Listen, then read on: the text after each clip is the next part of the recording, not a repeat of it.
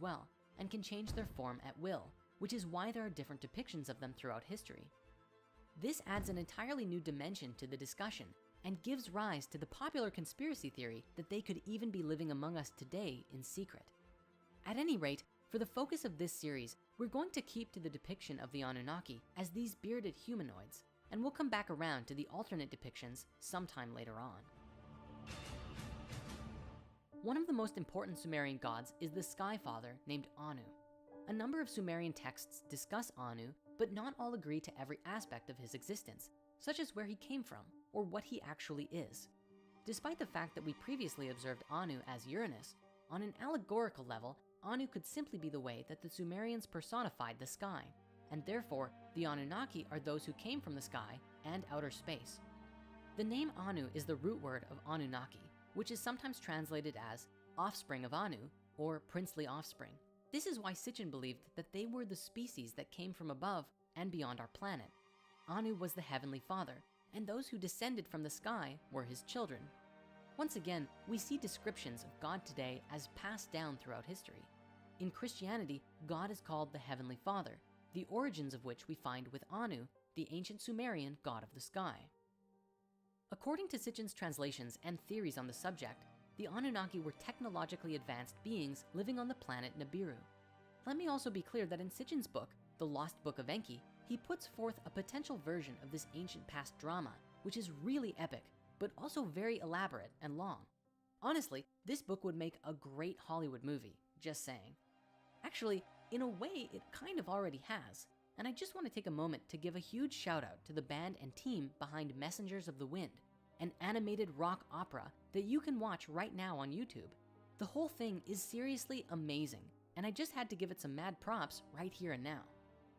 As for today's exploration of this theory, we're just going to be going over the essentials. Otherwise, we could literally be here for a week.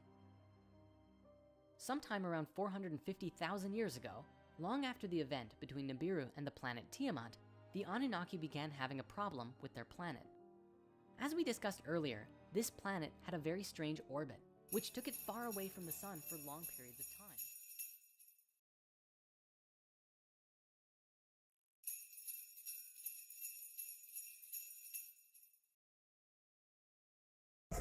What'd I say, Eli? Hey, what's up?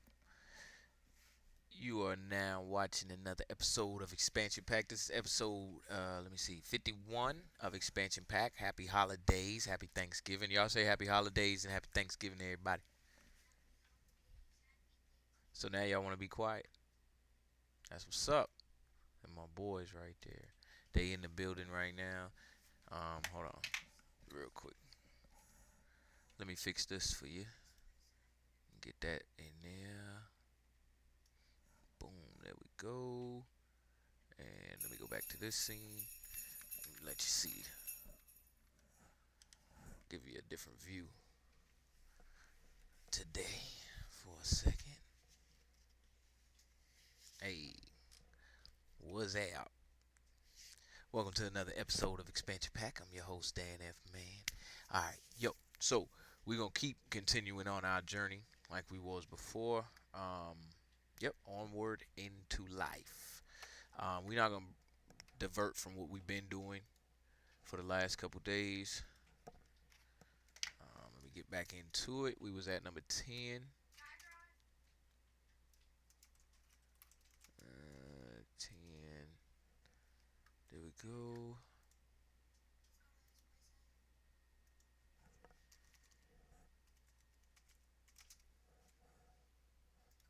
Alright. Don't believe or disbelieve anything. Alright, here we go. So this is good listening. I'm gonna play the game as usual. Y'all don't really see it, but I be sitting here with my controller playing the game, and Eli back there playing the game. Everybody happy. Alright, let's go over to the live scene. We discuss in spirit science. Simply have your own experience. In lesson 6, don't believe or disbelieve anything we discuss in spirit science. Simply have your own experience. In lesson 6, I showed you an intro to sacred geometry, the flower of life. We looked at the Genesis pattern and how it forms the fruit of life, the pattern that all physical matter in existence comes out of. We jumped out of the sacred geometric pool for a few lessons, and today we're going to dive right back in. I've mentioned quite a few times that within the flower of life are found the music and harmonics of everything in existence. Let's find out how that works, shall we?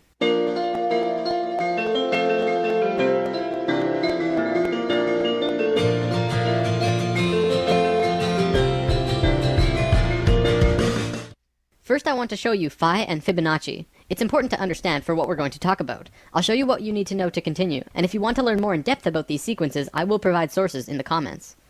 Phi, also known as the golden ratio, or golden mean, is a very simple relationship. If you had a rod and were going to put a mark on it, only two places would mark the phi ratio, which is here or here. The length of A plus B is equal to the length of C. This ratio is 1.6180339 and continues on forever. If you multiply the length of C with phi, it will create the exact same image, only bigger. C and D is equal to E. This ratio could then span on forever, going smaller and smaller or bigger and bigger forever. This ratio is infinite. It has no beginning and no end. It is also believed that phi is the mathematical root of all other sequences. See, every mathematical sequence in existence needs a minimum of 3 numbers to figure out the sequence. Phi only needs 2. It is the only one. Similar to how the circle and square are the source of all shape, but we'll get to that later on. The next thing that you need to know is that this ratio is found in all life everywhere. Sort of. By sort of, I mean it's really Fibonacci, but we'll look at that in a moment. Look at your hand. Not only does each finger have its own ratio moving up each finger, which is phi to the next bone, but it oscillates back and forth from the tallest finger to the thumb. You wonder why the human hand is like that? It's based on phi. This relationship is found throughout the body in various ways, moving up the arms and legs, in your face, throughout the entire body. This is a Greek statue that accurately represents this. The Greeks were very precise when they made their art, because they understood phi, Fibonacci, and the importance of these sequences. When the Romans took over Greece, you could see the perfection in statues just completely disappear. I'm not saying the Romans were bad artists, they just didn't measure everything to the same caliber that the Greeks did. Here is the phi ratio in butterflies. You can see this ratio everywhere, from the wing size to the body to the antennas. They're all phi ratios. Here's dragonflies. It's the same story. Phi runs along the entire body, and the relation to the body and the wings. Here it is in frogs. Phi is found throughout the body in relation to the head, to the arms, to the fingers, and so on. Well, what about fish? You'd think they wouldn't be found in fish. Well, here's 3 kinds of fish. Once again, the ratios are consistent. It doesn't just apply to these creatures though. Regardless of what mammal, insect, avian, plant, or living creature of any kind, you will find this ratio one way or another. There's a reason for this, but we'll get to that in a moment. Let me show you the importance we used to place on this golden ratio. In ancient times, we built many structures based on phi because we understood divine proportion. This is the pagoda of Yakushiji Temple in Japan. It's built with these same mathematics, from the doorway to the ball on top of the temple. It is a structural embodiment of the proportions that all life holds. The Parthenon in Greece also has the exact same mathematical structure, but even more. I recommend watching Nova's Secrets of the Parthenon if you wish to learn more about this, because the stuff that they find is really cool. The Great Pyramid in Giza also has these proportions. They're incredibly precise, perfect in every way. You'd think that by building these structures using the logical and mathematical proportions so carefully that they would hinder the creativity behind these buildings, but they really don't. In fact, the left brain understanding all of this can even enhance creativity if used correctly. It makes me wonder about all of the world-famous buildings of the modern world. Could phi be a large factor in what makes them stand out? Let's move on to our next sequence, which is called Fibonacci. Now, the Fibonacci sequence is life's way of creating the golden mean. Allow me to explain. This sequence is continually made from adding the previous number to the current. 1 and 1 is 2, 2 and 1 is 3, 3 and 2 is 5, 5 and 3 is 8. You can see how it continues.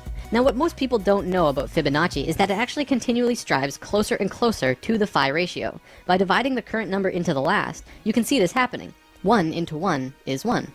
Well, that's not close at all. 2 into 1 is 2. This time it's over phi, but closer. 3 into 2 is 1.5, which is under, but closer still. 5 into 3 is 1.666. This time it's over, but even closer. Continuing with that, it's 1.6, and then 1.625, 1.615384, 1.619048, and so on. It continually oscillates over and under the phi ratio, never quite making it there, but continuing on closer and closer every time, until eventually you can't even tell the difference. Because phi is an infinite number, this sequence will go on forever.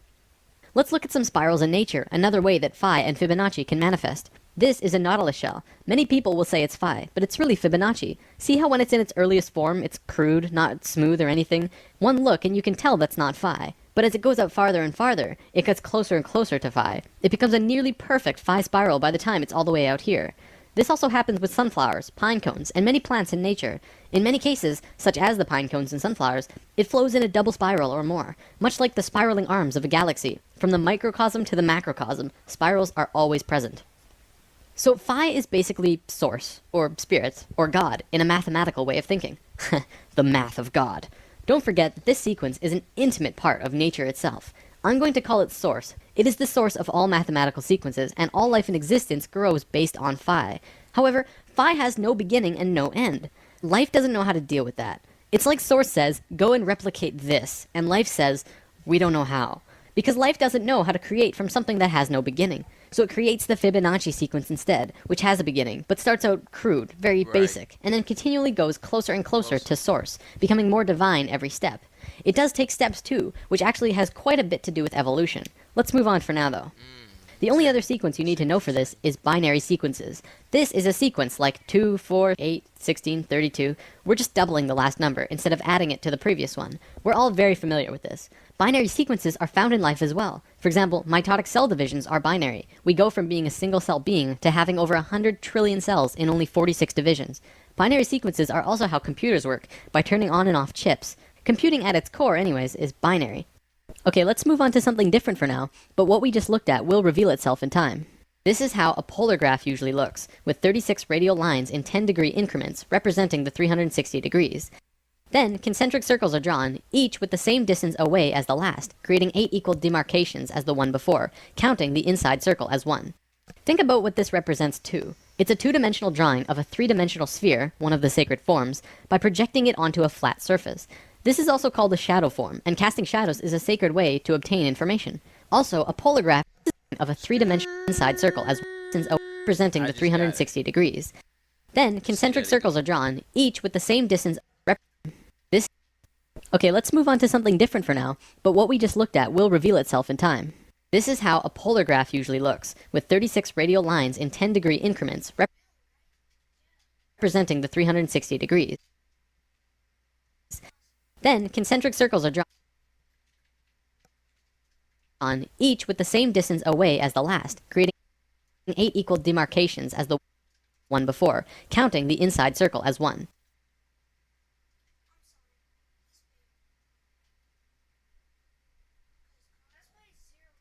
Think about what this represents too. It's a two-dimensional drawing of a three-dimensional sphere, one of the sacred forms, by projecting it onto a flat surface.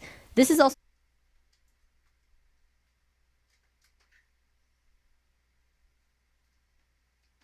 called a shadow form, and casting shadows is a sacred way to obtain information. Also, a polar graph has both straight, male lines, and circular, female lines, both male and female energies interacting at once.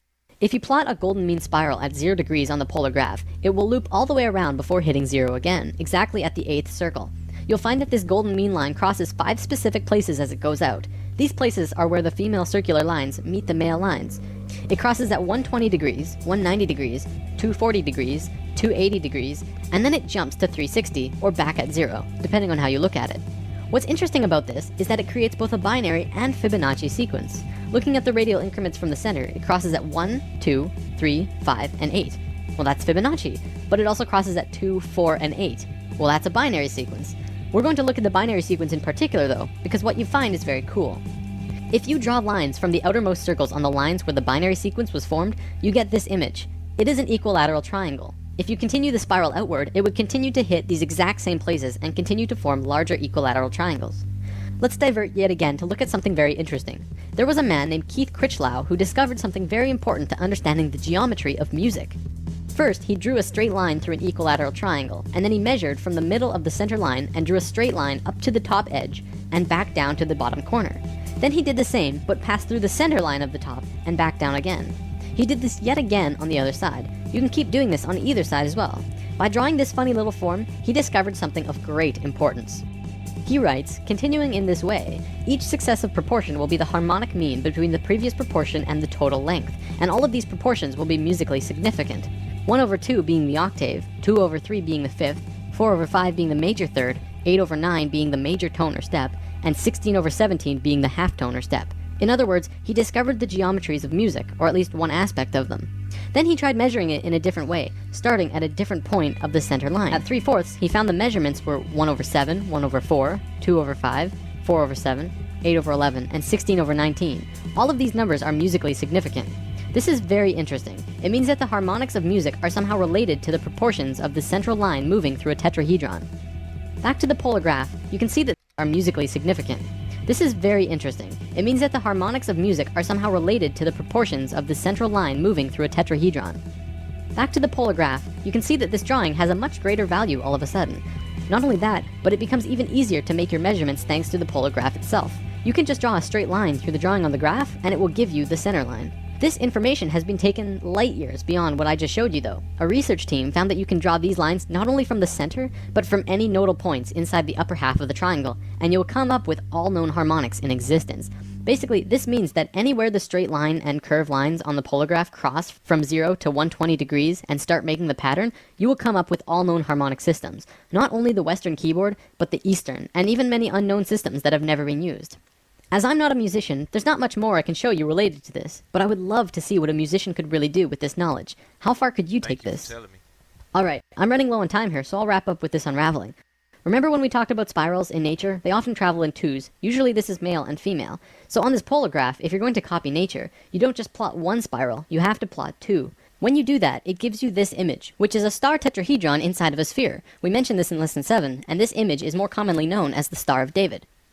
Do you remember the face on Mars? NASA obviously tells us that it's just a random formation on the surface of the planet. But right next to the face, there are also a few pyramids and other anthropomorphic structures. I know what you're thinking. Why on earth would I bring that up all of a sudden? Well, Richard Hoagland and his colleagues have spent a long time researching and deciphering a message on the surface of the red planet. Want to know what that message was? It was a star tetrahedron inscribed in a sphere. Holy balls, right? There's a link in the comments to a page with all of this information if you want to learn more. It's pretty crazy, and very eye-opening now that we have this information about what this really means.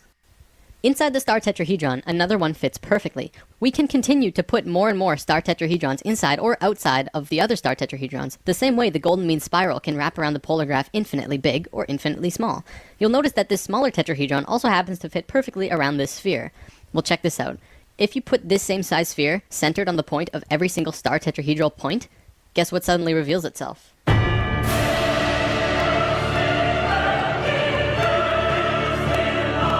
Fruit of life. It's back. According to the Egyptians, it reveals itself. The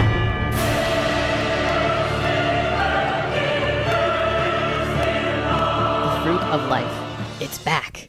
According to the Egyptians, as well as the Ascended Masters, this is one of the holiest, most sacred forms in existence. Of course, we already learned one of its informational systems in Lesson 6, and what you just saw was the second, only in reverse order.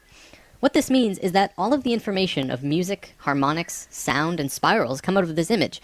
Not only that, but light and the dimensional levels work in the same way as harmonics, which we've already discussed in Lesson 2, 7, and 9, meaning that the geometric information about light and dimensions are also related to this star tetrahedron pattern. So just briefly, looking at this image that we looked at in Lesson 7, this is the fourth unraveling of the flower of life. It is an infinite spectrum of never-ending fruits of life within more fruits of life. This is the unraveling of dimensions, so it makes a little more sense now, but I won't have time to show you anything more today. So what you just saw was the second unraveling from the third rotational pattern of Genesis, the geometry at the heart of creation.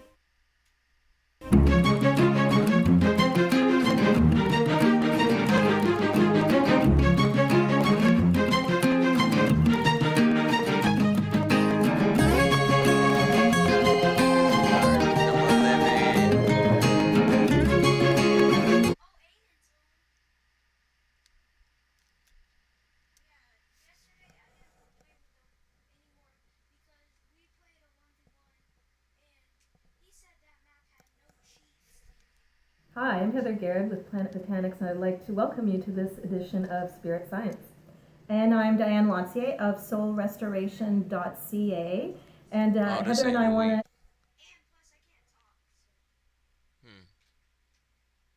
They must have skipped number 11.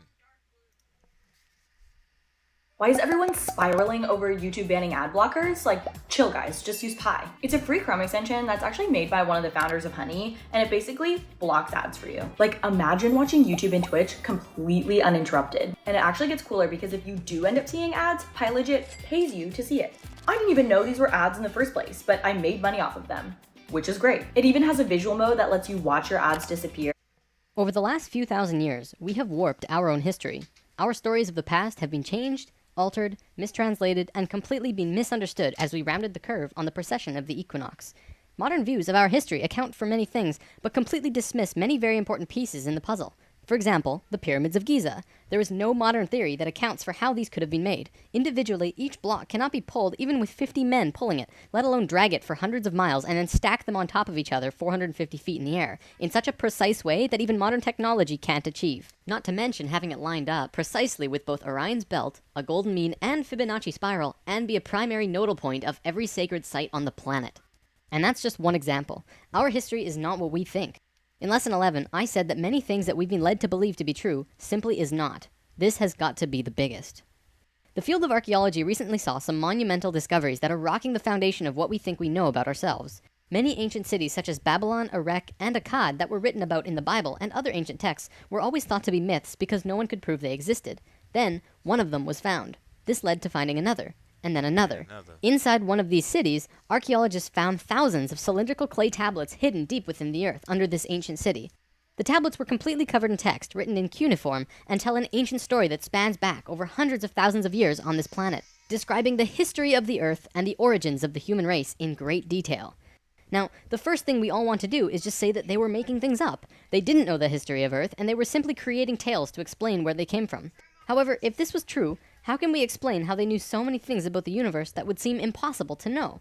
Not only did the Dogons know all about the distant planets in the solar system, but so did the Sumerians. They described them all in great detail in these Sumerian records. They also knew about the precession of the equinox. That's a tough one for a historian to understand, because it takes over 2,000 years of continuous observation to actually learn that the Earth has a wobble. The Sumerians had this information from day one of their civilization. A man named Zacharias Sitchin spent a long time transcribing these texts and had put them all together in his books, but many others have also done the same, and the interpretations are always very similar. Not only that, but Thoth has also shared information about this with us, and his account matches the Sumerian records. Adamus and other channelings discuss it as well. If you see all of these records and sources, there is a huge connection between the stories.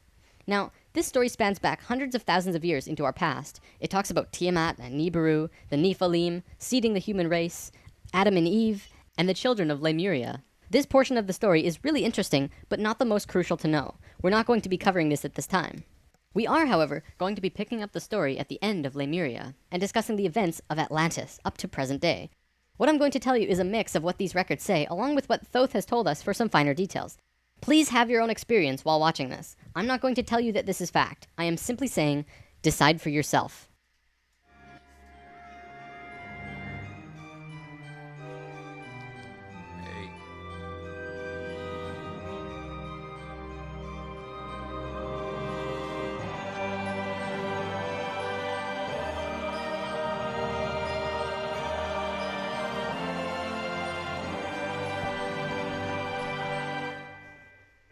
There was a time, long ago, when humans existed at a very high level of consciousness. We were interdimensional and were very psychic. We communicated through thought and emotion, much like how animals do rather than speaking or writing, which would seem very primitive. We lived primarily on a large string of islands called Lemuria, but there was a consciousness shift. We moved up in consciousness, and the islands of Lemuria sank beneath the oceans. At the time of this shift, a new continent rose out of the waters. We called it Atlantis. Back in the early 1900s, the spiritual path of the United States was similar to what's happening today. People began to learn about meditation and study ancient lands like Atlantis and Lemuria. We actually found quite a bit of evidence that Lemuria existed, and it had to do with coral. See, the ocean floor does rise and fall. Coral can exist up to 150 feet under the surface of the water. In 1910, the surface of the ocean was probably higher because they were able to see coral rings heading away from Easter Islands for a great distance. These rings were estimated to be found at 1,800 feet, which means that for them to have existed, they would have had to be much higher and sunk slowly. Probably more important, they also found the exact same fauna and flora from the Hawaiian Islands all the way to the Easter Islands. This is a great distance, but if you look at a map, you'll see a long string. That string, according to Thoth, used to run along the western shores of Lemuria. It is only on these islands that have the same flora and fauna. Same trees, bugs, bacteria, everything. Science can only explain this if there were closer land bridges between these islands at one point. Although we were studying this at that time, World War I began soon after, and we lost interest in spirituality and the ancient lands for a very long time. After the sinking of Lemuria and the rising of Atlantis, at first the human race became scattered. We moved to various islands and continents all over the world because we didn't have a home. Yet, we didn't know where to go. At that time, there were about 1,000 humans at a very high consciousness, more than all of the rest. They were called the Nakals. Today, we know them as Ascended Masters. The Nakals began preparing Atlantis to be our new home. They projected their energies across the surface of the continent in the form of the Tree of Life, not with 10 circles, but with 12, an extra on top on the island of Udal, and an extra on the bottom in the water. There were 10 components on the mainland, and even though it extended over hundreds of miles on the surface, it was projected to the accuracy of a single atom. We chose to move to Atlantis because of the Kundalini. In humans, the Kundalini is often referred to as the energy serpent that runs up and down your spine. When activated, it provides an immense amount of energy through all of the chakras. The Earth itself also has a Kundalini because the Earth is alive, like an organism, running from the center of the planet to a specific place on the surface. Wherever the Kundalini resides, the people there become the spiritual leaders of the world. The Earth chose Atlantis to be the new energetic center of the planet. After Atlantis, the Kundalini moved to the mountains of Tibet, which is why the Buddhists were the leaders in pure spirituality for the last 13,000 years. It was a very pure place. It moved again within the last 10 years, but that's a story for another time. If you want to read more, check out the book The Serpent of Light by Drunvalo Melchizedek. Suddenly, in a single day, the Nakals breathed life into the Tree of Life on the surface of Atlantis. This created vortexes of energy rotating out of each and every circle. Once the vortexes were established, the children of Lemuria began to be called forth. Millions upon millions of Lemurians who had settled all across the planet began to be pulled toward Atlantis. A great migration began. However, the Lemurian body of consciousness had only reached the age of 12 as a planetary consciousness. Because we were right-brained, we were a female species, like a 12-year-old girl. And some of our centers weren't working yet. They had worked with these energies, but only mastered 8 of the 10. Each migrating Lemurian was attracted to one of these 8 centers on Atlantis, depending on the nature of the individual. There, they settled and began to build cities. That left 2 vortexes with nobody using them, not a single person. These 2 vortexes were pulling life toward them, and in life, you can't have an empty place. Life will find a way to fill it. Similar to if you were driving along a freeway, following another car, and you drop too far behind, someone will fill the place. That's exactly what happened on Atlantis. Though the Lemurians had only filled 8 of the vortex areas, Mayan records state clearly that there were 10 cities in Atlantis when it fell. You can see these records in the Troano document, which is now located in the British Museum. This document is estimated to be 3,500 years old, and it describes in detail the sinking of Atlantis. To fill these 2 empty vortexes, according to Thoth, 2 extraterrestrial races stepped in. Not 1, but 2 completely different races. The first race were the Hebrews, coming from our future. Thoth says that they came from off-planet, but we don't know where exactly. The Hebrews were kind of like a kid who went through 5th grade and didn't make it, so they had to do that grade over again. They learned all the math, the left brain stuff, but they didn't get the right brain aspect of evolving consciousness, the doing. They didn't graduate to the next level of evolution, so they had to do it again. They knew a lot of things that we didn't know yet and brought many concepts and ideas to us that we weren't aware of yet. Now, if this is true, this would explain quite a few things about the Hebrew people in general. They seem to have many sacred geometries hidden within their culture. It also puts perspective on the story of Exodus. Perhaps Moses incarnated into that lifetime to free the Hebrews because they were not direct descendants of humans and were being treated unfairly. Or could it be that Moses was visited by an ascended master of the Hebrews who guided him to free their people? Given what we know about dimensions and consciousness, it definitely puts a fresh perspective on old stories that didn't make much sense. We could talk about this more, but let's continue for now. There were no problems caused by the Hebrews coming to Atlantis. They actually benefited our evolution. The other race that stepped in caused big problems. These beings came from the nearby planet of Mars. See, according to Thoth, Mars looked very much like Earth a little less than 1,000,000 years ago. It was beautiful. It had oceans and water and trees that were just fantastic. But something happened to them, and it has to do with something called the Lucifer experiment. From the very beginning of creation, everything is simply an experiment. Creation itself was just consciousness creating and inhabiting itself in that creation. There is no divine plan. Spirit can do whatever it wants. Having said that, if Spirit decides to cut itself off from the rest of consciousness and create a separate reality on its own, it can do that too. This is called the Lucifer experiment.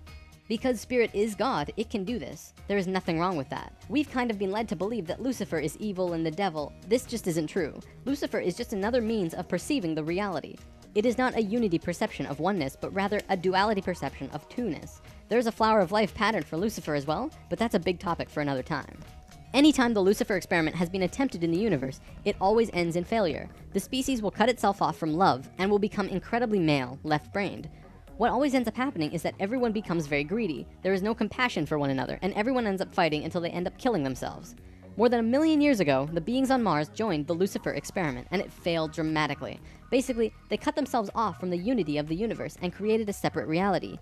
When the Martians severed the love bond, they became pure male, logical beings with no emotions. What happened on Mars was that they ended up fighting. Mars became a battleground. Eventually, it became clear that Mars was not going to survive. They blew their atmosphere away and destroyed the surface of the planet. Nova recently did an episode on planetary magnetics, and they found some interesting things about Mars. The planet didn't have a magnetic system, however the surface was magnetized, implying that at one point it did, but that something happened. Let's move on for now, but I'll link to this Nova special in the comments. Now, we've been discussing the star tetrahedron before, and now I want to give you a brief understanding of the Merkaba. The Merkaba was known in ancient times as the Chariot of Ascension. It is the star tetrahedral energy field around the body. All around the world, there are references to this in ancient texts.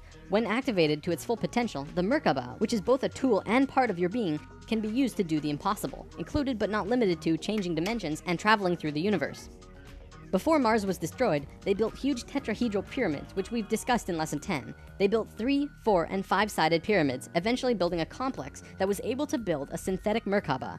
Remember in Lesson 10, I showed you that complex on Mars depicting a star tetrahedron inside of a sphere? That was the remnants of a complex that created the Merkaba. After 1 million years or so, it's been eroded, but the proof is there. Now, because the Martians were severed from the Unity consciousness, they couldn't create a living Merkaba. They simply used it as a tool.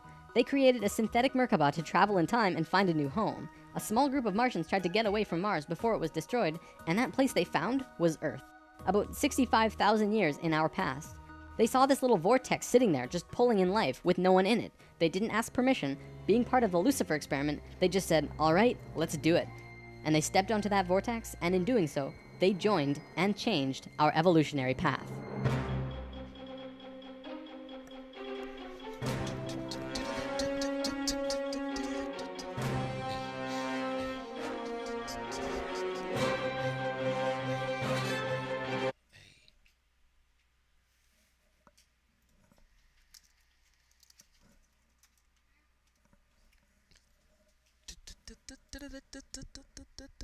You can get into IT, you can get into the STEM world. Preparing tech professionals since 1960.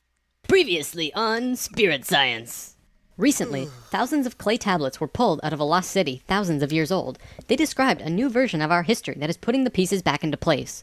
The continent of Atlantis was a thriving home for the human race, but we had visitors, one of which changed our evolutionary path forever.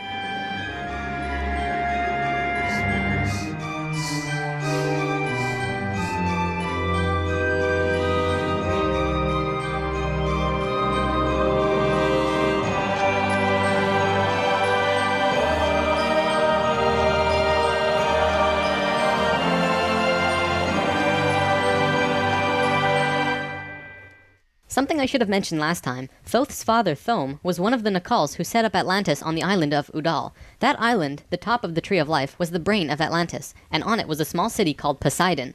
This city is what Plato was discussing when he said that Poseidon bore 10 children, the 10 circles on the Tree of Life. Poseidon was made of 3 rings painted in black, red, and white stones, and it was the symbol for Atlantis.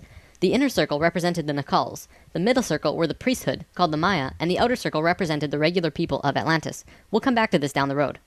There were only a few thousand Martians who came to Earth through the synthetic Merkaba. The first thing they did when they arrived in Atlantis was try to take over the continent. They tried to declare war and invade. However, they were vulnerable due to their small numbers, compared to the millions of Atlanteans, and we finally subdued them. We were able to stop them from conquering us, but we could not send them back.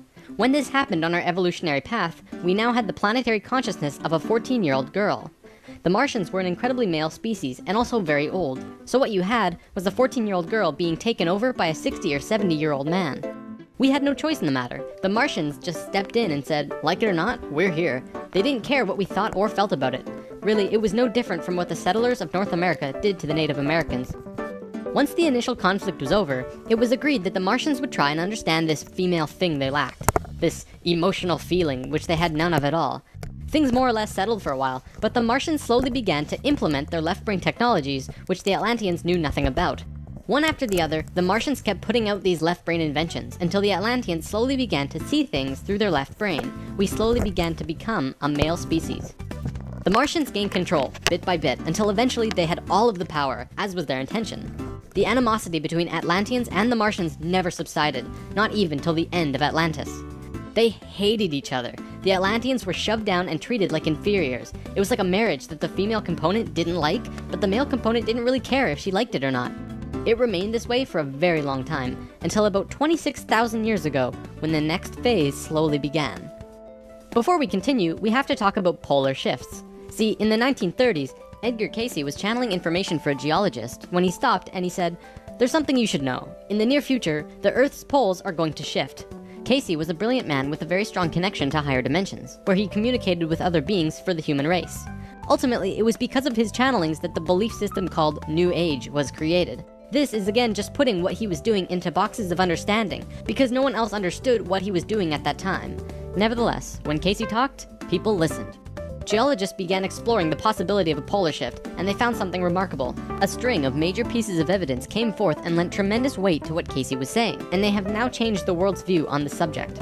Scientists believed that if there was going to be a physical pole shift, there would also be a change in the magnetic poles. Through studying lava beds, geologists were able to see where the planetary magnetics were when the lava beds hardened at certain depths. They found that the earlier magnetic poles were not where they were now, but in Hawaii. The last shift that took place was 13,000 years ago, and we will get there in the story soon. They did another test and found that it had shifted again 26,000 years ago as well. Scientists also learned that polar shifts happen very quickly. In a single day, the magnetics would do a complete flip, or turn 90 degrees. There's that number again. And within 24 hours, the sun would be rising differently than it did the previous day.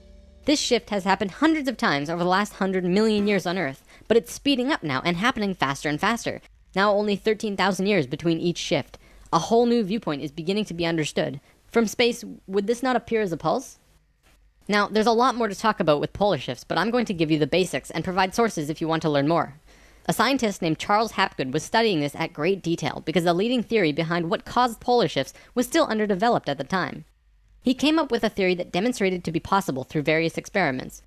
Through these experiments, they learned that the surface of the Earth, the crust, could slip over the main mass of the Earth, which continues its rotation as if nothing happened. The crust would rotate and spin out of control until eventually it settles again in a new location aligned with the new magnetics. During this time, there are massive earthquakes and tsunamis and devastations that rock the world. Doesn't that sound a bit like the destruction described in the Book of Revelations? Now, I don't want to freak anyone out. Besides Edgar Cayce's account, many other ancient prophecies, including Nostradamus and Mayan prophecies, have talked about polar shifts in one way or another. And modern science is becoming increasingly aware that there is going to be a polar shift in our near future, which is lining up with our consciousness shift, though they don't take that aspect into account. It's funny actually, a while back, Nova did 2 reports on polar shifts, and both times NASA shut them down. Then recently, Nova released a new video, which I showed you a little bit of last time, called Earth's Magnetic Storm. That video shows all of the evidence for pole shifts without actually using the words pole shift. It's almost as if a specific company doesn't want us knowing about this and the evidence that's been brought forth. Polar shifts are directly related to the magnetics of the planet as well. Planetary magnetics are supposed to look like this, but the reality is much different. Our magnetics have been weakening over the last 500 years or so, and today, they look a little more like this. It was the magnetics becoming more and more warped that's causing many of the problems we've seen in the last 20 years.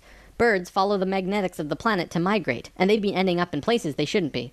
Whales were continually beaching themselves in the 90s because they followed these magnetics, which led them to land where there should have been water. As for humans, you know how on the night of the full moon there are more rapes, murders, and violent crimes than any other night of the lunar cycle? Well, the moon affects the magnetics of the Earth, slightly. But the magnetics are so warped right now, it's affecting how we think and act as a planet. Our collapse of social structure is related to the geomagnetics of the Earth. Or perhaps it's the other way around. There's one other thing that we need to discuss about polar shifts. They always line up with a consciousness shift. They are interrelated. Thoth lived on Atlantis for a very long time, and he told us that he saw the Earth shift 5 times, watching the sun rise in the east, and then the west, then the east, then the west. This is how to explain why during a consciousness shift at the end of Lemuria, it sank beneath the oceans and Atlantis rose. If the crust was spinning randomly around the planet, many geological events such as continents rising and falling would take place. Now that we have an understanding of polar shifts, we can continue with this drama on Atlantis. 26,000 years ago, we were exactly where we were today on the precession of the equinox. We had gone through our falling asleep phase, and we were about to begin waking up. It was at this point that there was a small consciousness shift. We actually went down in consciousness, not up. A piece of Atlantis about the size of Rhode Island sank into the ocean. This caused a tremendous amount of fear within the Atlanteans, because they thought they were going to lose the whole continent, like what happened with Lemuria. Because of the consciousness shift, one of the bigger things they lost was their connection to the future. They couldn't foresee big events such as the potential sinking of their home. After about 200 years, this fear began to subside.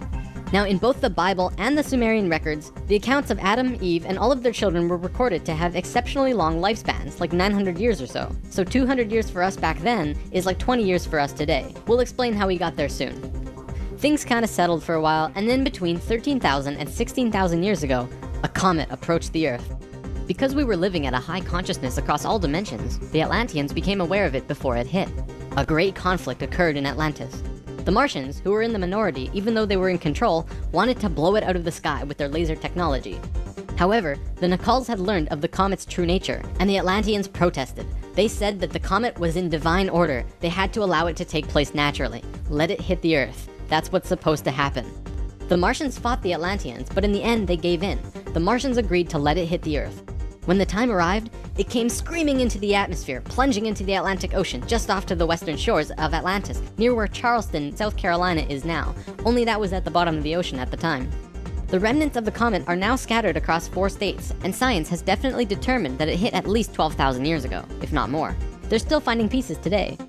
Although the main portion struck near Charleston, a few fragments actually hit the main body of Atlantis, crashing into an area right where the Martians were living, killing a huge portion of their population. They were pissed. They said, "It's all over, we're divorcing you, and we're gonna do whatever we want. You can do what you want, but we will never listen to you again." We know this whole bit. We've seen it in divorced families throughout the world. And the children? Well, look at our modern world today. We are the children. You can guess what the Martians did next. Their primary interface with the reality was control, and when their anger rose to meet their desire for control, they decided to take over the Earth. They began to once again create a complex like the one they built on Mars long ago to try and create another synthetic Merkaba. If they had succeeded, they would have gained control over everything on the planet. The only thing was, around 50,000 Earth years had passed since they had built a Merkaba, and they didn't quite remember how to do it. But they thought they did. The Martians built the buildings in Atlantis. They set up the whole experiment, threw the switch, and lost control. The destruction was immense. In this reality, you can hardly make a greater error than to create an out-of-control Merkaba. The experiment began to rip open the dimensional levels, not the higher ones, but the lower ones. To give an analogy, if you took a knife and slit open your stomach, the stomach acids would seep into other parts of the body that it's not supposed to be in. That's like ripping open the dimensions.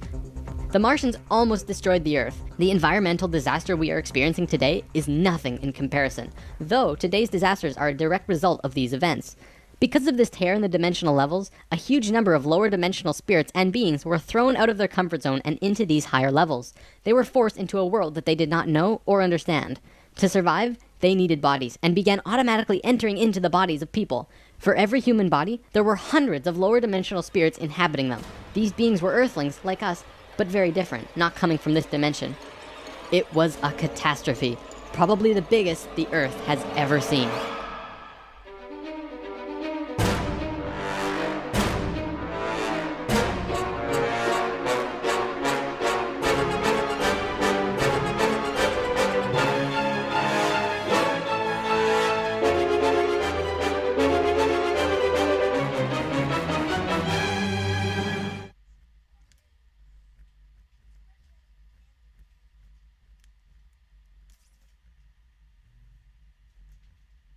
So, what are you gonna ask the wizard for, Pixel?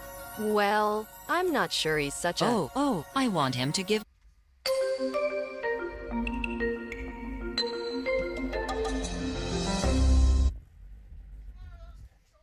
there a part 3? There you go. Previously on Spirit Science. Recently, thousands of clay tablets were pulled out of a lost city thousands of years old. They described a new version of our history that is putting the pieces back into place. The Martian race was partially wiped out by a comet that struck the Earth nearly 16,000 years ago. In retaliation, they created another complex that would create a Merkaba in an attempt to take over the world. It failed, and the Merkaba grew unstable and began ripping open the dimensional levels. It was the biggest catastrophe the Earth has ever seen.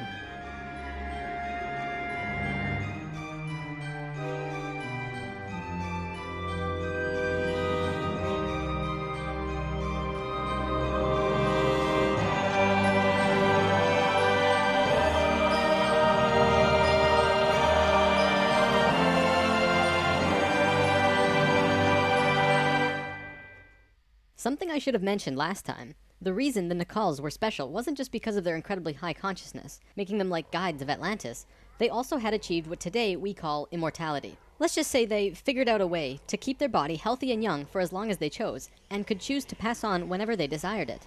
When reincarnating, they do not suffer the great memory loss that we do when we incarnate. They did it through their expanded consciousness and tantric interdimensional sex meditations.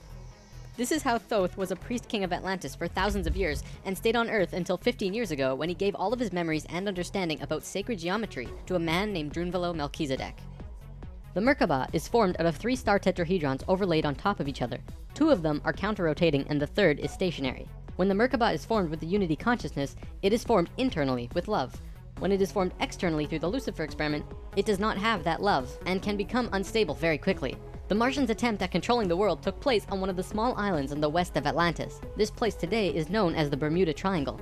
It's a triangle because the top of the stationary tetrahedron of the Merkaba is actually sticking out of the water there, which causes a huge electromagnetic imbalance in that area. Many planes and boats have reported to have gone missing there. They just vanished without a trace. The imbalance is multidimensional, and in many cases, these ships and planes have been sucked into different dimensions, never to be seen again. That Merkaba is still there on the seafloor today, but from what I know, it's going to be corrected soon. The Nacals did their best to save Atlantis. They sent most of the lower dimensional beings back, at least as many as they could, and sealed up the dimensional tear. Despite this, the situation got really bad, really fast. All of the economic systems collapsed. Financial, social, and all concepts of how life ought to be completely broke down. Everyone on Atlantis began getting sick with weird diseases, and the entire continent went into a state of survival. Life was no longer about living. It became about surviving until tomorrow. It was a literal hell on Earth. The Nacals had no idea what to do. They were children compared to the events that had been thrust upon them. So they prayed. They prayed to the highest levels of conscious life in the universe, asking for help from anyone who could hear them.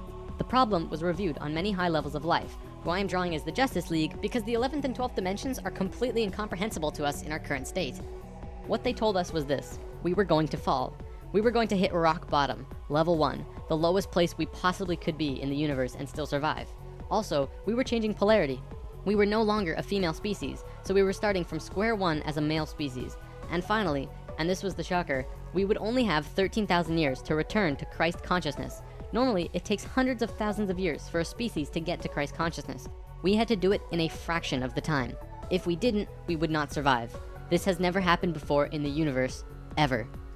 Thoth, who was the priest king of Atlantis at the time, learned that they would have to perform this experiment on themselves. They received instructions from the highest levels of life and they went on their way. Thoth proceeded with a being named Ra and Aragat, who were previous kings of Atlantis, and began the experiment. To understand what they did, we have to talk about consciousness grids. A planetary grid is an etheric crystalline structure that envelops the planet and holds the consciousness of any one species of life. This grid does have an electromagnetic component associated with the third dimension, but it also has a component for every dimension as well. These grids are geometric, of course, and science will eventually discover that there is a grid for every species in the world. Each of these grids have their own geometry and are unique. There's not another one like it, just as the species itself are unique. These grids give off light as well, and from space they can be seen as the source of the bluish glow around the Earth. What Thoth and friends had to do was create a synthetic Christ consciousness grid, allowing humans to ascend to Christ consciousness in a very short time. But first, let's talk about the science behind the grid. Perhaps you've heard of the 100th monkey experiment. Over a span of 30 years, scientists were researching a species of monkey called Macaca fuscata on an island in Japan. They were providing the monkeys with sweet potatoes by dropping them in the sand. The monkeys liked sweet potatoes, but they didn't like the sand and dirt so much. A few monkey children figured out that they could wash their sweet potatoes, and some of them taught the technique to their parents. Only a few of the adult monkeys did this though. This went on for some time until one day the monkeys who actually knew the technique hit critical mass. And bingo, the technique started spreading faster than it did before. Monkeys started learning it really easily across all of the Japanese islands nearby as well as on the mainland. They knew that there had to be something that wasn't yet understood about how a species is connected to itself. So what did we do? We tried it on humans. A research team made a picture out of human faces. About 100 faces hidden within a single picture, but at first glance, you could only see about 6 or 7. They did several surveys with a few hundred people in Australia and said, alright, find the faces. Most people could only pick out 6, 7, 8, 9 or so, not many more. After that, the research team went to Britain and aired the picture on a closed cable BBC special that was shown only in England. They showed where all of the faces were, every last one. Half of the research team, which stayed in Australia, did the experiment again with new subjects. And lo and behold, people were just naturally able to see more faces. After this experiment, they knew that something definitely connects us all, and the field of noetics is learning more about it daily. It's mass consciousness. In lesson 11, I showed you the 3 levels of consciousness. Each of these levels have their own consciousness grids around the planet, and our second level grid is based on squares and triangles. Many governments of the world, especially the Russian and US governments, were studying our grids back in the 60s and probably earlier. When mapping out the grid on the planet, you find little military bases on many of the nodal points of the grid. There are tons of these bases way out in the middle of nowhere, like on little islands like Guam. This couldn't be a coincidence that these government powers placed their bases right where the little spirals came out of the grid.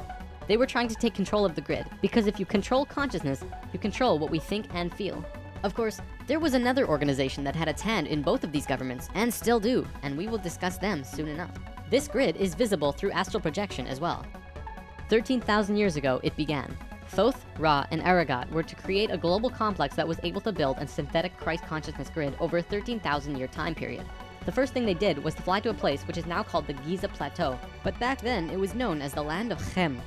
It was also a rainforest back then as well, not desert like it is today.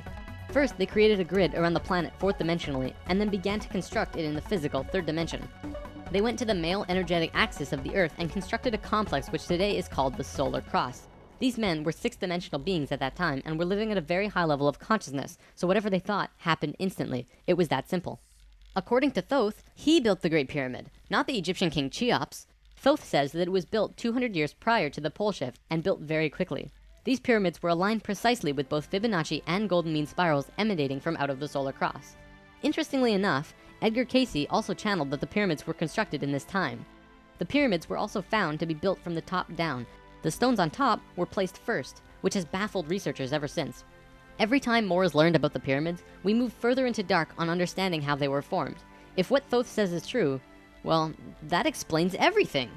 From there, Thoth and friends constructed an entire network of temples and structures along this grid fourth dimensionally, placing them on nodes on the new synthetic Christ consciousness grid they were creating. All of them were made with Fibonacci or golden mean spirals, and all of them were mathematically referred back to the Solar Cross in Egypt through the Great Pyramid. The creation of all of the sacred sites on the planet were no accident. It was a single consciousness that created them all, from Machu Picchu to Stonehenge to Zaghuan, you name it. There are a few exceptions, but most were created by a single awareness as part of a unity consciousness grid. Although the Great Pyramid was done all at once, many of these ancient structures of the world were made fourth dimensionally and slowly dropped in frequency until they manifested on the third dimension over a long period of time. Richard Hoagland's research brings this forward, but he wasn't the first either. They showed how one sacred site is extrapolated from another to another to another. A hot topic of discussion right now are ley lines. These are simply geometric relations between sacred sites. Archaeologists are now finding these huge connections between major spiritual sites in the globe, and now we know why they're connected. These sites had to be built physically so that the Christ consciousness grid could manifest. In a way, think of the physical sites as the wiring of a giant wireless electrical system, and then it needs about 13,000 years of continuous energy flow for it to actually turn on. And just so that you're not left in suspense, yes, the grid was completed. It came to life and is now active, though not really used. Congratulations, Earth. We actually survived. Not only has Thoth told us this in person, but he's also written it down in the Emerald Tablets. These tablets were left in the Great Pyramid thousands of years ago. There are 12 tablets in total, formed from a substance created through alchemical transmutation. They are imperishable, resistant to all elements and corrosion. Their atomic structure is fixed in place, and no change can ever take place. In that respect, they violate the material laws of ionization. These tablets share a great wisdom, and you can read them at over 100 different levels of consciousness, and you will always understand them differently. If you're interested in this stuff, you should definitely consider reading them. As you can probably tell, Thoth plays a pretty large role in what happened. Most of this information comes from him. Thoth also provided most of this information about the flower of life and its geometric relationship to consciousness with us. And this stuff is tied intimately to the geometry of the universe. Considering the quality and quantity of information that he has shared, it makes you really start considering that this next part can be true. Picture this. You're sitting at home alone watching YouTube videos, wondering why you can't find the motivation to do the things you need or want to do or change in the ways you'd like. Even thinking about your mental health and all that it entails sounds exhausting, too difficult, not worth it. I've been there, even as a therapist, often as a therapist. It doesn't matter what your profession. The Great Pyramid has a legendary missing capstone. According to the Emerald Tablets, deep under the Great Pyramid there's a room called the Hall of Records. This room was not built by Thoth and long predates the Atlantean civilization. Within the Hall of Records is the capstone of the pyramid, which is 5.5 inches high, solid gold, and completely holographic image of the Great Pyramid. It has all of the little rooms and everything. However, this leaves us with a 24 square foot piece of the Great Pyramid that's missing. If what Thoth says is true, that missing piece actually square foot piece of the Great Pyramid that's missing. If what Thoth says is true, that missing piece actually belongs to a very special airship that exists on Earth. And the way to the airship is through the Sphinx. The Sphinx, according to Thoth, is not 12,000 years old, but dates back over 5.5 million years on Earth. Deep under the Sphinx, about 1 mile down, is a round room with a flat floor and flat ceiling. Inside this room is the oldest synthetic object on Earth. The object is about 2 city blocks in size. It's round like a disc and has a flat bottom and earth. The object is about 2 city blocks in size. It's round like a disc and has a flat bottom and top. It is also only about 3 atoms thick, except for a pattern on the top and bottom which looks like this. This pattern is 5 atoms thick. Thoth says that it's powered by consciousness, thoughts, and feelings, and connects with your own living Merkaba, which means that it becomes an extension of you and your own energy fields. The ship is also intimately connected with the spirit of the earth, and is the protector for the whole planet. Thoth built the pyramid the way he did to fit with the ship. When on top of the Great Pyramid, it creates this image from above. The disc ship has a circumference equal to the perimeter of the Great Pyramid. As we discussed in Lesson 11, whenever that ratio appears, life occurs. This ship can only be used by the purest of souls. See, whenever we approach the point in the precession of the equinox where our poles do these shifts, we become very vulnerable. Things often degenerate, and while things become chaotic, there are often other species who wish to take us over. This has always happened, not just with us, but with all evolving consciousness. Every time a takeover seems imminent, a very pure person will find their way to the ship and raise it into the air. The earth and sun will connect with that person and give him or her great power. Then, whatever that person thinks and feels will happen. And think about it. If consciousness is the primary core component of the entire planet, does it not make sense that it would have its own defense mechanism? This defense is an airship that plugs into the earth and the sun, allowing the earth to have protection. Our takeover event actually already happened, the same year the Christ grid was activated. The year was 1989, and we were having some troubles with the Greys, a race of ETs who were slowly plotting takeover due to a previous scuffle we were having. A very pure woman in Peru made the ascension process into the Christ consciousness grid and found the ship. She tuned it to the frequency of the 4th dimension, where she raised it through the earth and into the air, and manifested a situation for the Greys to leave. Within a very short time, the Greys began getting sick, and remained sick for as long as they stayed here. They have been forced to leave for now, and we are once again safe. The ship is a warship in that whatever race is trying to take over, the person will just think them away, think up a situation, and force them to leave. Returning to the events on Atlantis, after completing the complex in Egypt, Thoth and pals returned to Atlantis, where they waited for about 200 years until that critical point on the precession of the equinox where the poles would shift. They knew that Atlantis would sink, and they would be ready.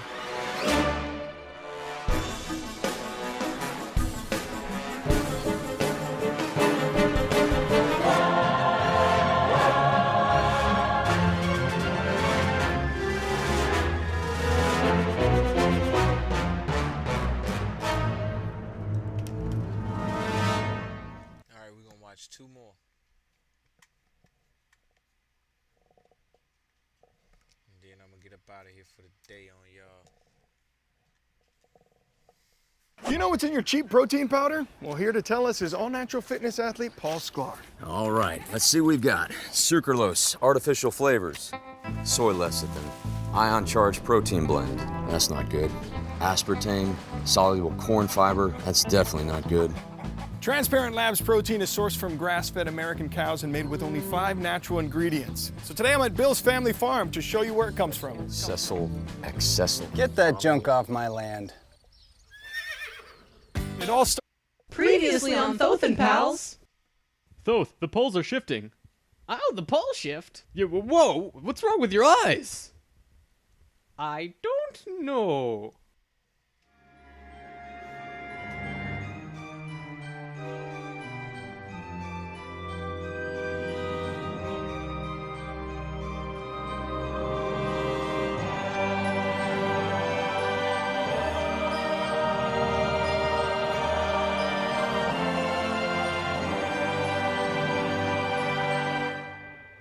When Thoth first saw signs of the polar shift, they returned to the land of Chem and raised the warship into the sky. They went to Atlantis and picked up the Nakals. The Nakals weren't just passengers though, and each and every being was working in unity to create a very powerful Merkaba around themselves and the ship. They returned to the Great Pyramid and landed the ship on top, forming the phi ratio with the pyramid. And then, it happened. The poles began to shift, and human consciousness began to plummet. Simultaneously, the electromagnetic and magnetic fields of the Earth collapsed, and all life on the planet went into the Great Void, the 3.5 days of absolute blackness described by many ancient cultures in the world. The Emerald Tablets say that whenever we go through a polar shift, we go through a void space as we change our frequencies for about 3.5 days. This is also in the Troano document, depicted by 3.5 stones painted black. This refers to a time when we go through what science calls the electromagnetic null zone. During the pole shift, a phenomenon takes place where everything just seems to disappear for a certain time. Usually it's between 2 to 4 days, and the last time it was 3.5 days. Here's where it gets interesting. What happens to us does not usually happen to a normal species, because most advanced species will have their Merkabahs handy at the time of the shift. We didn't, due to our little crisis, and we got sucked into the void space without protection. This resulted in us losing our memories. Science realizes that all of our memories are connected through cells in our brains as well as fields around our heads. What is not entirely understood by science yet, at least not directly, is the connection our memories have with the planet itself. We've discussed this before. The magnetics of the Earth affect how we think and act. The Merkabah is an electromagnetic field that you create around your body that can serve as protection from void as you're consciously going through it. What happened to us when we didn't have that protection? It was a clean wipe. When we existed on Atlantis, we were living at a very high level of consciousness in a higher dimension. We had extremely advanced and sophisticated bodies and minds, and were capable of practically anything, living in a dimension where molecules were spaced so far apart that consciousness could interact with them without physically moving. It's hard to explain because you can literally shape your environment immediately through your consciousness in these higher frequencies. In that sense, we were creators, knowing and understanding oneness, beings of love. But then we fell. We dropped back down to this place called the third dimension. We also fell in consciousness back to zero. We forgot how to use the pineal gland, and it slowly shrunk to the size it is now, like a raisin, where it's supposed to be eyeball size. When this happened, we forgot how to breathe source energy into our bodies, and our lifespans went kaput. Eventually, we went from 900 years to what it is today. We had not experienced this dense reality that we had before, at least for a very long time. We were kind of like a supercomputer that gets completely wiped. No operating system or anything. We had these advanced physical bodies, but we didn't know how to use them. This is why today we are so physically advanced compared to pretty much all the other animals in this third dimension. For a time, the survivors of the Atlantean fall, and there were a few, were literally hairy barbarians. We even had to rediscover fire. The reason we're having such a hard time finding evidence of Atlantis is because for the most part, the events of Atlantis took place on a much higher dimension than our physical Earth exists on right now. Everything I've drawn of Atlantis can't be taken as that's what it looked like, because it didn't. This landmass did physically exist, but the Atlanteans were not inhabiting that dimension of its existence. If the warship hadn't been protected by the Merkabah, the Nacals would have lost their memories. They retained their memories when the Earth came out of the void and began their work once more. Thoth and 1/3 of the Nacals went to the Island of the Sun in Bolivia. Aragot and 1/3 went to Tibet, and Ra and the remaining third went to Egypt, where they waited. Now, we're going to begin bridging the gaps between this story and our current history. In between the fall of Atlantis and the dawn of our first civilizations, who were the Egyptians and the Sumerians, there was a 6,500-year gap between them. What was happening to us in that time? We have to look at this precession chart again. This is where we fell in consciousness, point C, and this was our falling asleep phase too. Thoth, Ra, and the Ascended Masters were waiting until point D. They had to wait for humans to just evolve themselves. Thoth, Ra, and the Ascended Masters were waiting until point D. They had to wait for humans to just evolve themselves over a 6,500-year time period until they were advanced enough, falling asleep phase 2. Thoth, over a 6,500-year time period until they were advanced enough to actually receive this new information that they were going to provide. Sometime in here was when the flood of Noah occurred. Because of the pole shift, the Earth went through an ice age. This is scientific fact. When the ice melted, it would have caused massive flooding.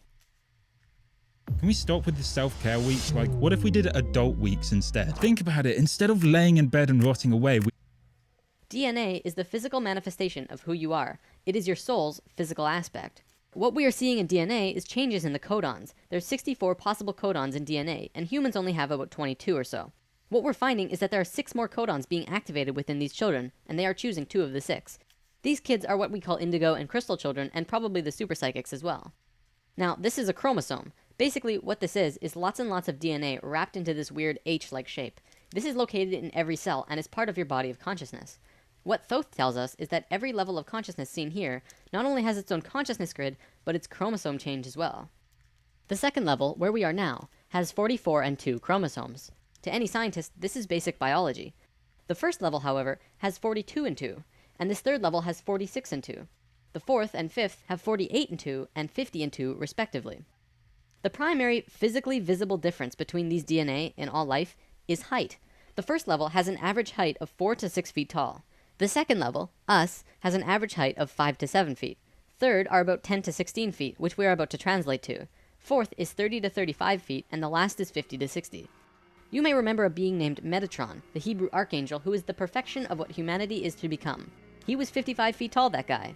The last 2 heights are far in the distant future for us, though. This is a place in Egypt today called Abu Simbel. The first thing you notice is that these statues are huge, but with the information about the DNA, this paints a different picture. These beings would be in the 60-foot range if they were to stand.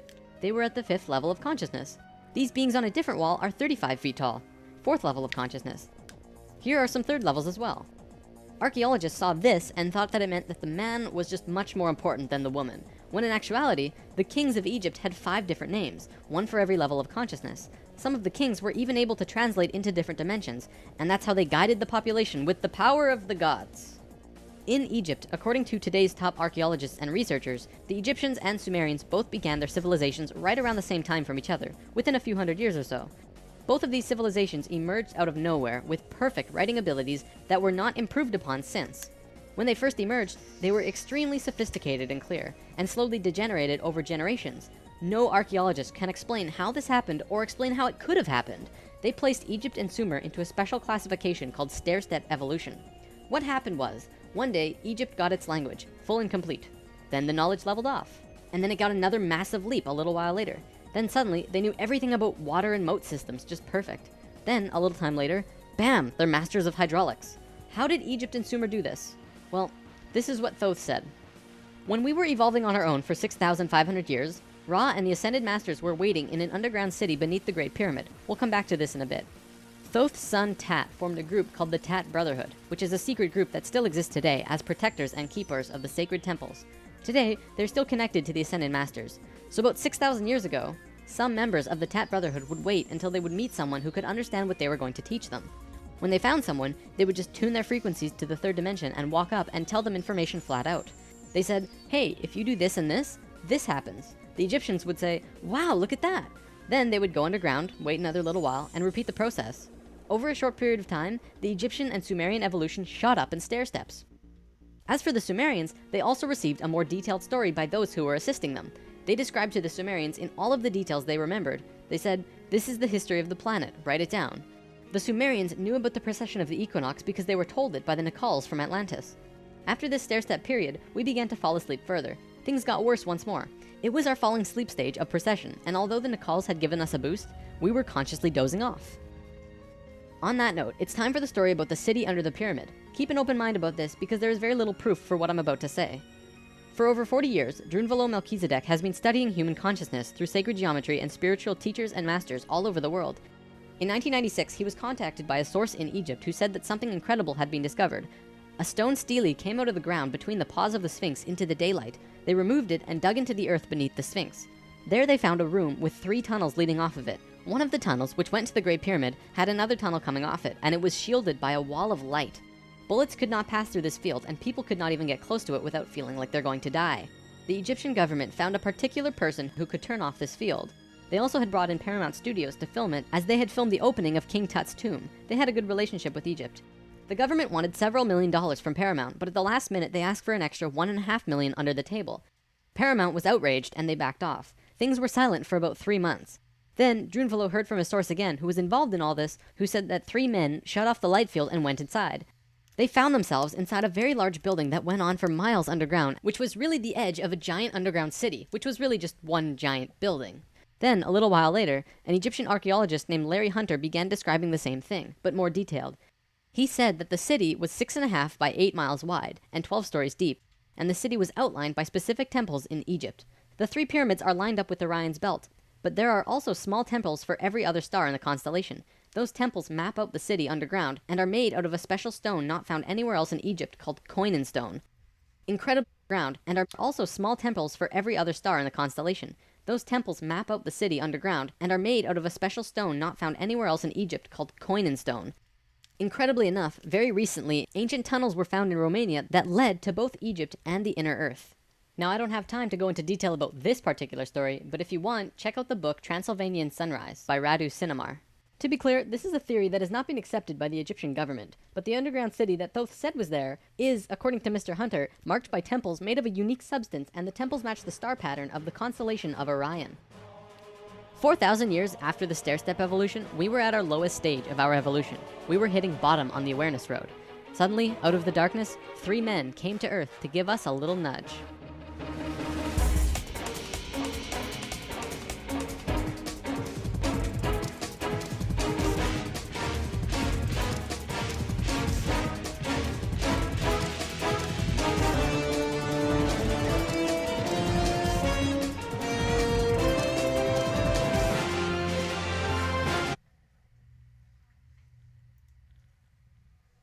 Why is everyone spiraling over YouTube banning ad blockers? Like, chill guys, just use Pi. It's a free Chrome extension that's actually made by one of the founders of Honey, and it basically blocks ads for you. Like, imagine watching YouTube and Twitch completely uninterrupted, and it actually gets cool. Previously on Spirit Science, we fell, we hit rock bottom, and once again began our revolution from square one, only this time as a male species. It was a new beginning. Eventually, humankind had re-evolved to a state where they could understand new information, and the Nakals gave us a boost into civilization. Egypt and Sumer were born.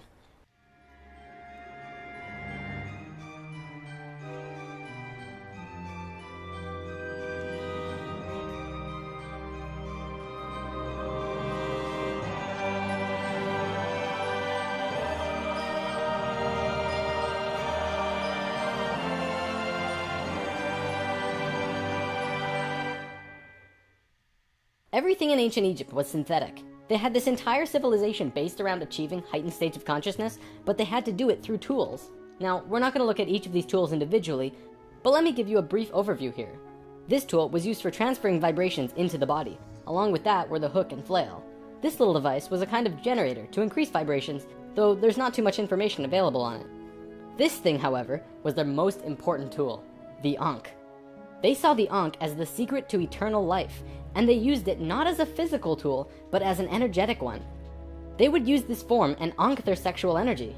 Now, this could be a huge topic on its own, like how energy travels up and down the body through a vertical tube between 5 energy channels that counter-rotate as they extend through the body, but basically, sexual energy is an incredibly powerful energy. We definitely abuse it today, but what the Egyptians knew was that when you had an orgasm, a very large amount of energy bursts from your root chakra all the way up your spine to the top of your head, and then it gets released. What the Egyptians would do was when the spiral of energy hit their heart chakra, they would ankh the energy out of the back of their body and over their head and back into their body, where they would keep the energy and retain a massive energy boost.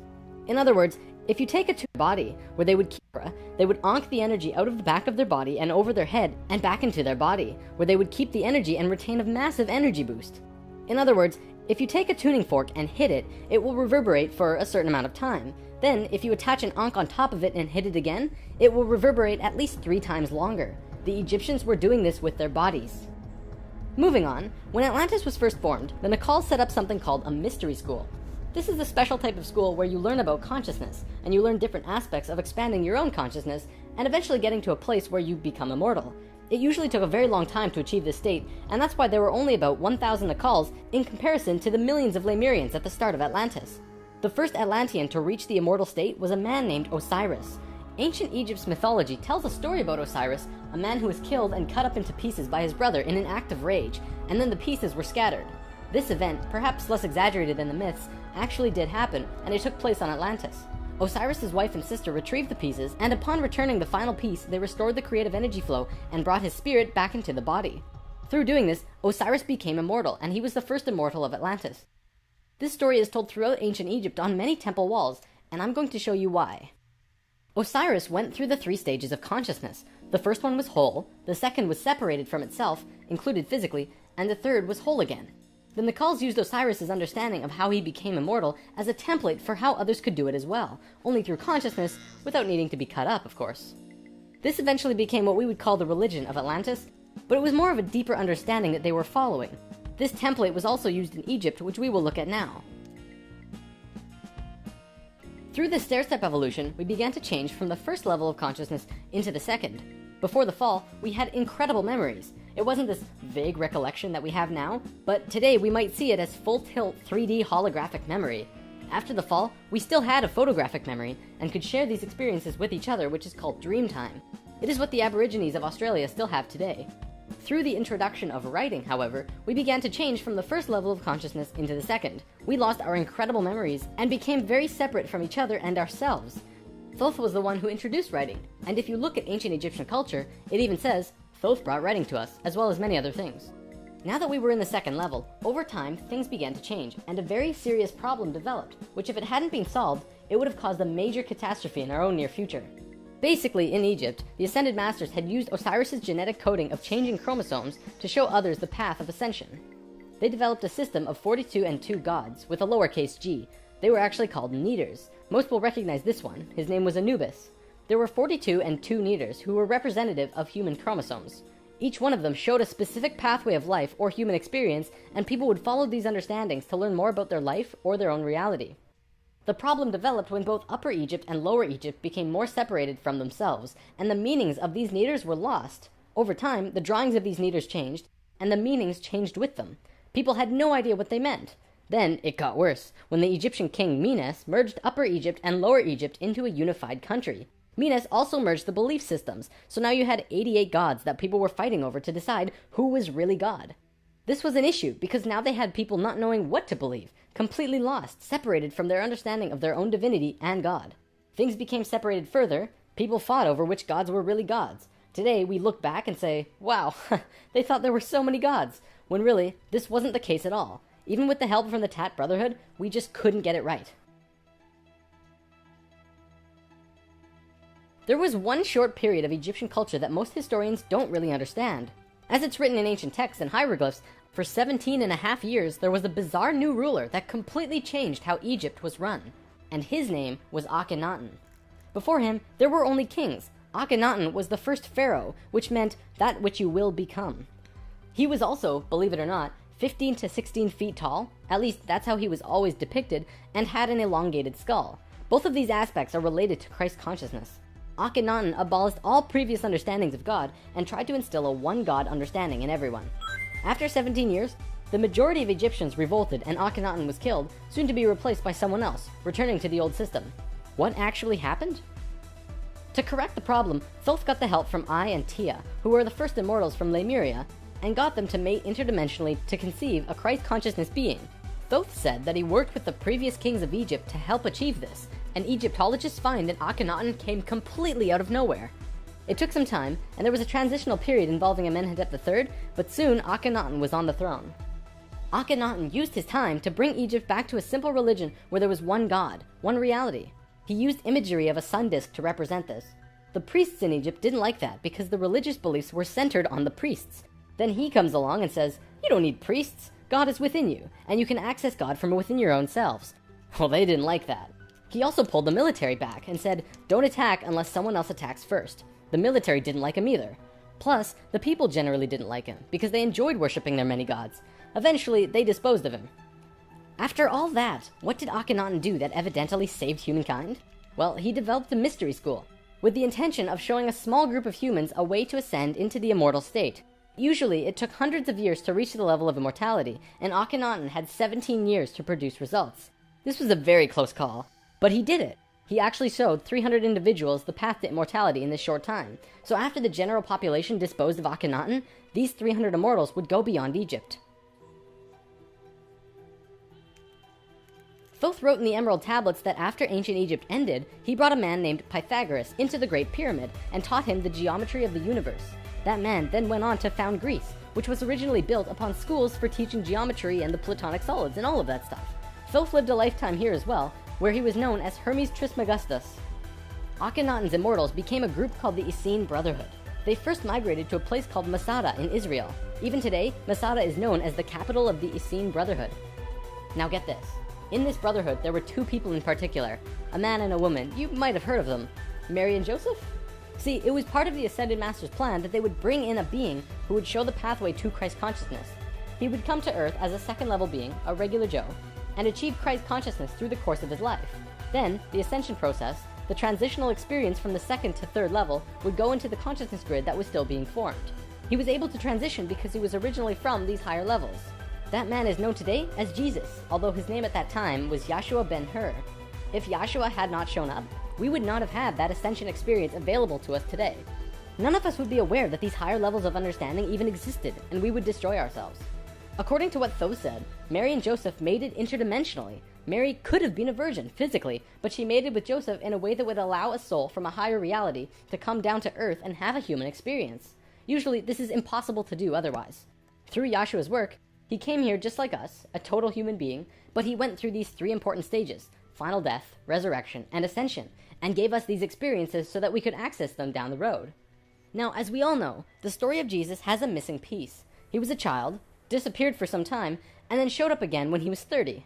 In a book called The 18 Absent Years of Jesus Christ, The leading theories about where he went was actually out east to either the Himalayan or Tibetan mountains, where he became an enlightened guru. He brought his teachings back to the world after that. If you remember from part 1, the Kundalini of the planet was residing in Tibet at that time. They were very spiritually adept people living there, and remain so today. Now, on the topic of Christ, there's something else I'd like to bring up: the Lord's Prayer. Today, we know this as the only prayer that Jesus taught, but did you know it's actually a geometric prayer meditation? A man named Bodhi McCoy spent over 20 years working with this prayer and analyzing it with sacred geometry, and has discovered some incredible synchronicities. In his book, Live the Promise, he explains how the original prayer, not the extended version mind you, has 7 segments or thoughts, which align perfectly with the 7 chakras as well as the 7 original branches of yoga. Bodhi teaches how to do this prayer meditation, as well as meditations him and his wife have developed based on the Lord's Prayer, called heart dances. It's really quite incredible to see how it all works with the pure geometries of the universe. If you wish to learn more, check out livethepromise.net. If you study Christian religion and Egyptian religion, you'll actually find that they parallel in almost every way except for the Egyptians' understanding of God. Most evidence shows that Christian religion came out of Egyptian religion, and then later they went back and discredited the Egyptians. Around 300 AD, there was a council called the Council of Nicaea, which was the syndication between the Roman political and religious authorities. Basically, the religious leaders and political leaders realized that they could unite and impose more influence on the people and control society through their unity. It's right around this time that we begin to see the manifestation of the New Testament, which was put together from scriptures and stories, some newer and some much older, which were renewed and superimposed on the life of Yahshua ben Hur, which today we know as Jesus of Nazareth. The term Christ actually stems back from much before the Bible. It comes from the word Christala, which is a word that derives from the original 7 core audible sounds of creation. When the creation of the universe occurred, the original tones were ka, ra, ya, sa, ta, ha, la. Christla actually was broken down on earth into 2 words, Christ, which soon became Christ, and Hla, which became Allah, which were broken down and changed through oral tradition. The symbol for Atlantis was 3 rings inside of the other. The inside were the Nakals, the middle ring were called Maya, and the outer ring were the Atlanteans. The Maya's job was communicating the messages from the inner circle out to the regular people of Atlantis. When Atlantis sank, the Maya took their knowledge, a crystal skull with memories of Atlantis, and their calendar, and went out to what today is called the Yucatan Peninsula, birthplace of the Mayan civilization. Their calendar is the most advanced, detailed calendar on the planet, and it has its roots in Atlantis. Black Friday deals are happening at your Going Gone by Dick's Sporting Goods. Don't miss our biggest sale of the year. Score an extra 50% off the lowest ticketed price on thousands of styles. Shop top athletic brands like Nike, Adidas, Under Armour, Jordan, Kalia, and more. Find sweatshirts, pants, jackets, shoes, plus more for the whole family at incredibly low prices. Swing in and score unbeatable deals and gifts at Going Gone before the sale ends Sunday. Over the last few hundred years, a group of people have slowly monopolized the entire world into what it is now. Today, there are 13 families that are among the richest families in the world. They have their hands in next to every organization and government and control over 95% of the money. They control our modern world from the very tippy top. Today, we like to call them the Illuminati, except that's not really who they are. The word Illuminati means enlightened ones, which was established long ago as a secret society that was focused around expanding knowledge through scientific and spiritual understandings. Secret societies were not originally bad, but rather consisted of those who just kind of got it. They understood information that the average person at that time would not accept and demonize. These societies had to be kept a secret because of the control that the church had and refuted against what they wanted to explore. This is where Freemasonry originally comes from. If you do the research on the time periods, what probably happened was that the church, who had the majority of the control at the time, probably infiltrated some of these organizations to make sure that they were not creating plans to expose information and destroy the world order that they had created.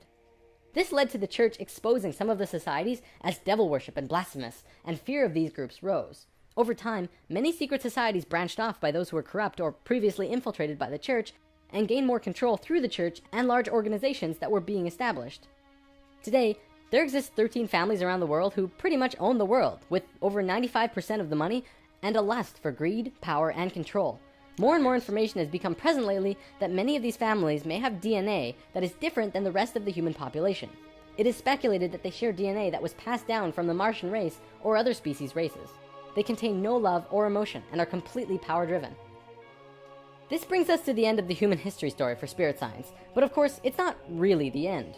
For one, we've only really scratched the surface of discussing many of these topics. Secret societies, for example, would take another 2 or 3 lessons to really get into. Plus, the human history story won't end because we're still living it, and what happens next is ultimately up to you. This story, while seemingly unbelievable and at times outrageous, does explain a lot. Think about it. We've covered the Bermuda Triangle, the face on Mars, Jesus, what the Egyptians were doing, the rise of Greece, pretty much most modern religions, the reason we popped up out of nowhere 6,500 years ago, the stair-step evolution of those cultures, and the story of Atlantis, which has been elusive to us at the best of times. It also explains the Great Pyramids and their connection to all of the sacred sites on the planet, the Sumerian tablets, the Emerald tablets, Lucifer, and as for the Hebrews, if you read their Talmud, it actually seems to suggest that they're not from here. I'm not going to tell you to believe it, but it definitely puts some perspective on many questions and aspects about the world which we generally just don't have conclusive answers to. Take it with a grain of salt, though. After all, it is just a theory. Alright, boys. Y'all go ahead and get up off the game. Alright, everybody.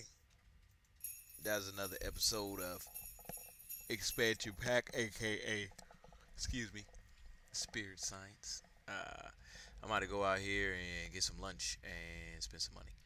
Happy holidays, and I will see y'all tomorrow. What's tomorrow? Healthy Mental Wednesdays.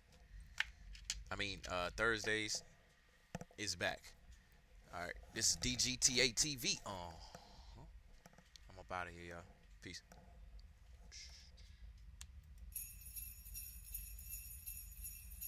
Floods wiping out almost all of the people, save for a scarce few who repopulate the earth. And as we looked at, there are even several stories across Mesopotamia, which all share a similar common thread. We actually don't have enough time in this singular video to explore all of the flood myths of the world, because we would probably be here for hours just on that one topic alone. Generally, in most of the flood stories, it is the gods or a specific god who brings the flood to wipe out humanity, either to start over or because we have displeased them somehow. For those interested in really diving into the various accounts, however, Graham Hancock has explored the world flood myths to an exceptional detail in his book, Fingerprints of the Gods, which again, we highly recommend reading. And speaking to this, there is an even more prevalent theory that brings all of these stories together and describes similar global events in history when the ice caps melted and the water rose tremendously, wiping out all, or most, of life. Geologists agree that by 8000 BC, the great Wisconsin and Worm ice caps had retreated. The Ice Age was over.